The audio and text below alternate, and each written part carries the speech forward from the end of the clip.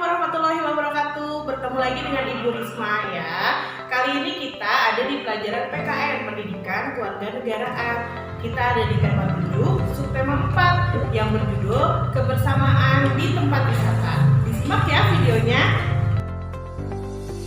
Pembelajaran PKN di minggu ini ada dua. Yang pertama, kalian harus dapat memahami kebersamaan di tempat wisata.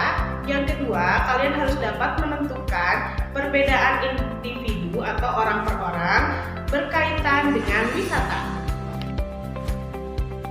Tujuan pembelajaran yang pertama ya, yang tadi memahami kebersamaan di tempat wisata. Nah, pengertian tempat wisata dulu ya. Tempat wisata adalah sebuah tempat rekreasi atau tempat berwisata. Objek wisata dapat berupa alam seperti pegunungan, danau, sungai, pantai, atau berupa objek wisata bangunan seperti museum, benteng, situs peninggalan sejarah, atau juga kebun binatang. Saat di tempat wisata, ada beberapa aturan yang harus kita taati. Berikut adalah macam-macam contoh aturan yang biasanya ada di tempat wisata. Untuk apa? Untuk kepentingan bersama. Yang pertama, dilarang membuang sampah sembarangan. Yang kedua, dilarang mencoret-coret area wisata. Yang ketiga, dilarang mencuri benda yang ada di dalam kawasan wisata. Yang keempat, dilarang merusak fasilitas yang ada di dalam tempat wisata.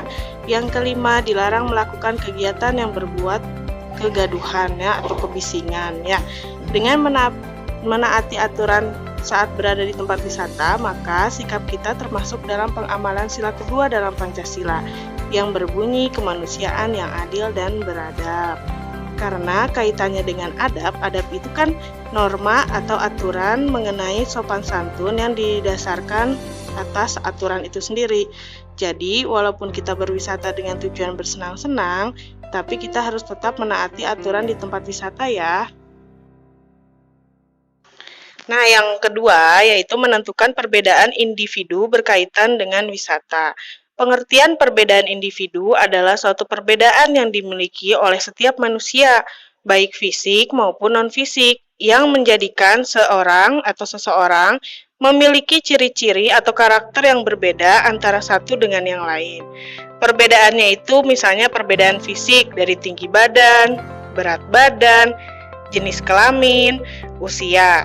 Perbedaan sosial contohnya seperti suku, agama, status ekonomi, bahasa yang digunakan. Lalu ada juga perbedaan kepribadian, kayak hobinya atau kegemaran, sifatnya, sikap orang yang lainnya, seperti itu.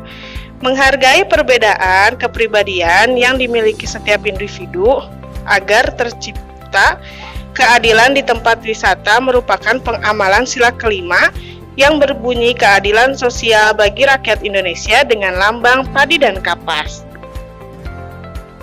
Nah, pengamalan sila kelima yang berkaitan dengan keberadaan kita saat di tempat wisata, misalnya kita mengantri di fasilitas umum, ramah pada pengunjung lain, tidak mudah percaya pada orang yang belum kita kenal, dan menjaga barang milik pribadi kita ya. Manfaat pengamalan sila kelima di tempat wisata apa saja? Yang satu, para pengunjung dapat kenyamanan saat berkunjung. Yang kedua, pengunjung dapat mendapat pelayanan fasilitas di tempat wisata tersebut. Yang ketiga, pengunjung bisa menikmati wisata dengan aman dan selamat.